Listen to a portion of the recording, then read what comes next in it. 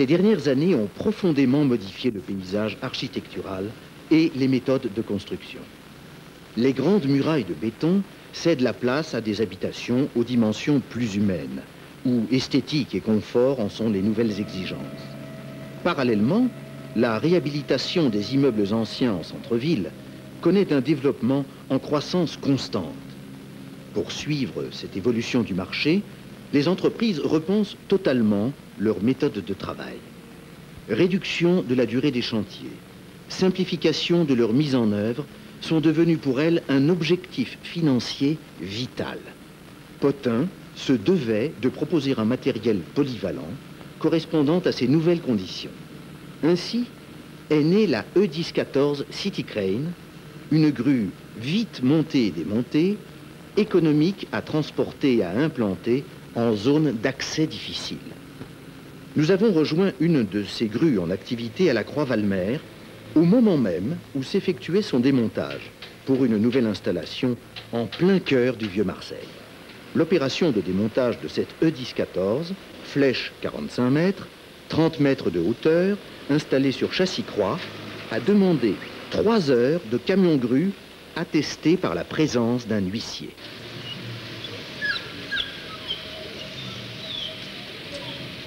Nous avons précédé l'arrivée des 3 camions transportant les éléments de la E1014 sur le site même où elle devait être implantée. Chantier de construction d'un nouvel hôtel de 140 chambres, enclavé dans des immeubles anciens et impliquant entre autres la rénovation d'une partie classée monument historique.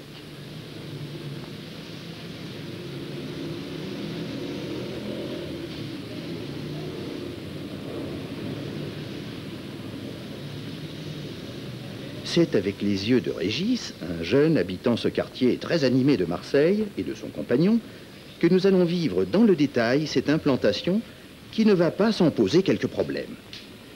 Accès difficile, rues étroites, marché tous les matins.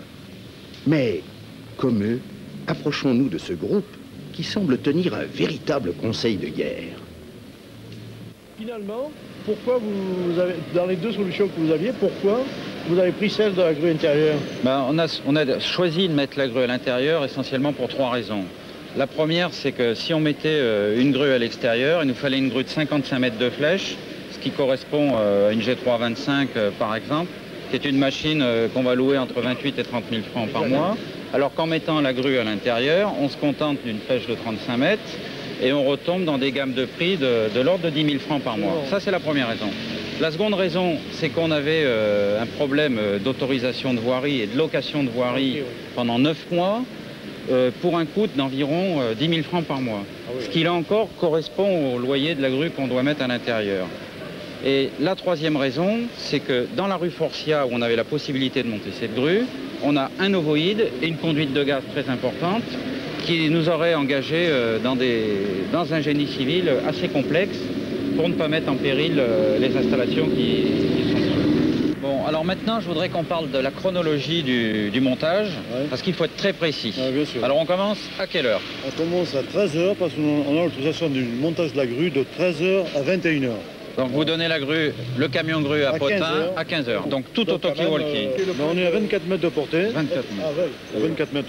Et on a quand même 40 mètres de hauteur. Si on avait pu mettre une 100 tonnes, ça aurait été mieux, effectivement. Ah non, la 80 tonnes, elle est maximum. Là, on a 7 mètres d'entraxe de patin et on ne peut pas dépasser. Heureusement que vous aviez une E1014C. Hein. De toute façon, la E1014C, c'est la seule grue à tour qui pouvait passer sur ce chantier.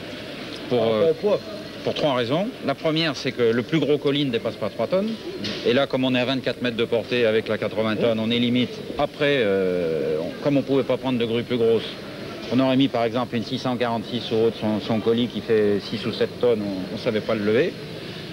La deuxième raison, c'est qu'on doit avoir minimum 40 mètres sous crochet pour passer au-dessus du bâtiment qui est à côté. Donc si on avait pris une grue plus petite, genre 428, 429, on ne dépassait pas 30-32 mètres de hauteur sous crochet, donc ça ne marchait pas non plus. Et donc la City Crane s'est posée. Ben, messieurs, à cet après-midi.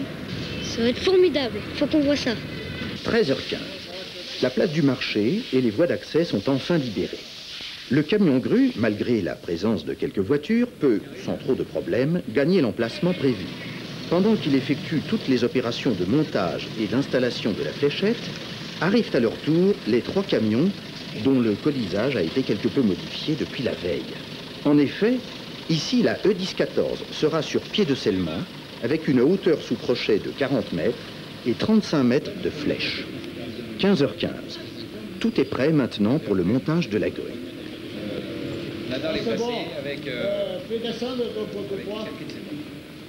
L'huissier constate le début des opérations.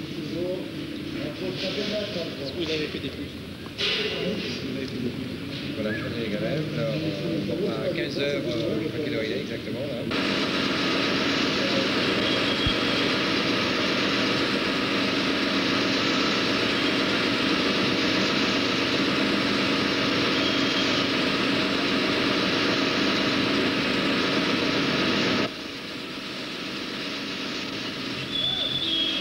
Notre ami Régis, lui aussi, est à l'heure. Mais comment pénétrer à l'intérieur du chantier sans se faire remarquer?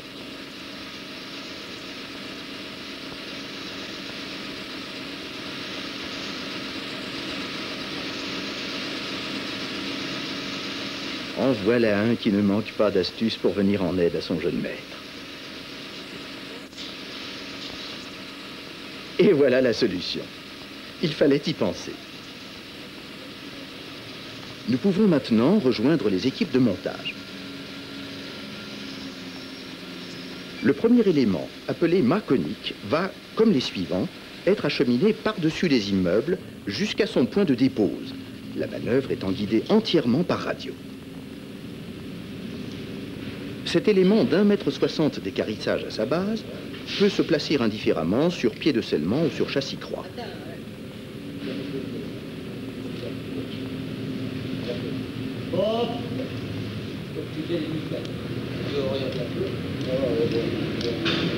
Descends doucement. Descends. Le mât conique vient s'emboîter parfaitement sur les 4 pieds, où sa fixation est assurée en quelques instants par 8 axes croisés.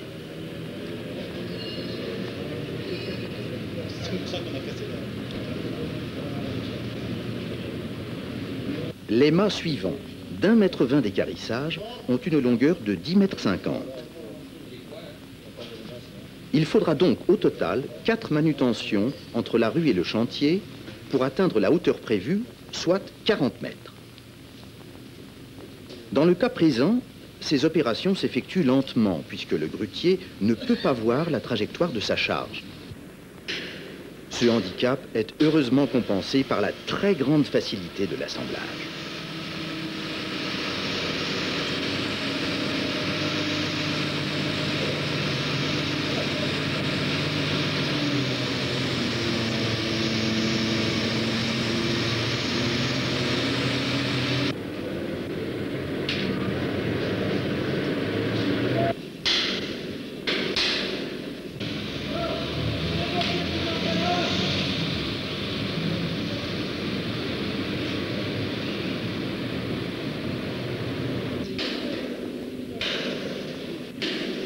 Le 4e mât posé, voici l'arrivée de la tête de flèche avec la couronne d'orientation et son mécanisme.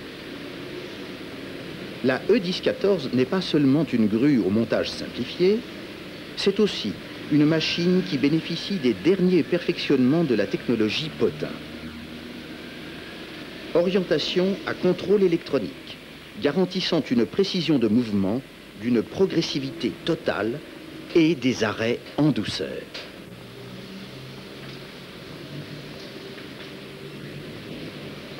La contre-flèche est élevée à son tour pour être facilement rattachée au pivot de la grue au moyen de 2 axes. Pas de raccordement électrique ni câble à passer, cette contre-flèche ne servant que de support au lest.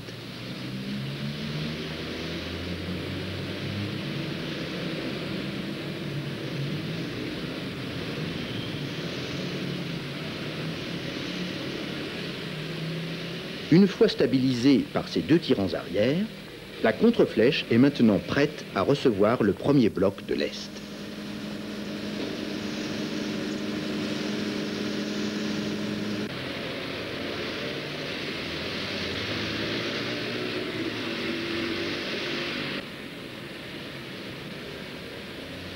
L'installation de ce premier bloc de lest est nécessaire pour stabiliser la grue lors de la mise en place ultérieure de la flèche.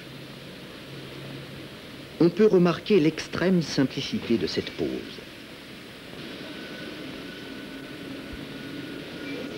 Pour orienter la partie tournante dans le sens voulu pour la suite du montage, les monteurs disposent d'une commande manuelle du pivot. La flèche alignée au sol avec mécanisme de distribution, treuil de levage et passerelle représente le colis le plus lourd, avec cependant un poids inférieur à 6 tonnes. Elle peut facilement être fractionnée pour son montage, si la limite de capacité ou la portée du camion grue l'impose. Sur ce chantier, nous serons aussi amenés, au cours des opérations, à rectifier la mauvaise inclinaison de la fléchette du camion, ce qui a entraîné une perte de temps non négligeable, qui aurait pu être évitée. Mais il faut savoir compter avec ce genre d'incident. En position extérieure à la mâture, la cabine de la E10-14 possède le même niveau de confort que les autres grues potins de forte capacité. Vision panoramique, chauffage, essuie-glace, siège confortable, indicateur de charge et accès par la toiture. Elle aussi bénéficie d'une fixation par axe.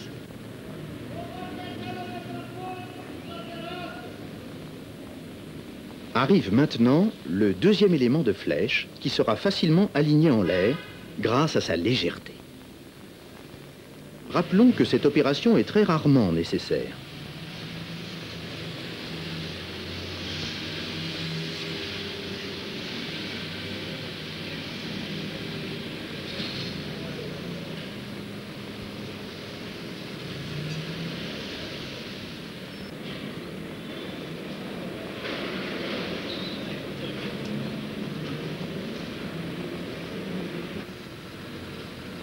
Reste à passer les câbles, effectuer quelques jonctions électriques simples et rapides et placer les deux derniers lestes. À 20h20, la E10-14 survolait son nouveau site. Cette grue, qui n'a pas encore 1 an de service, en est déjà à son 7e montage et démontage. En réalisant une économie de plus de 50% sur le coût de chaque opération par rapport à une grue classique, transport et manutention compris, il est aisé de juger du gain constitué. Alors, Régis, qu'en penses-tu? Chapeau, putain. Ah, le casque. Viens, on le ramène. Allez, vite.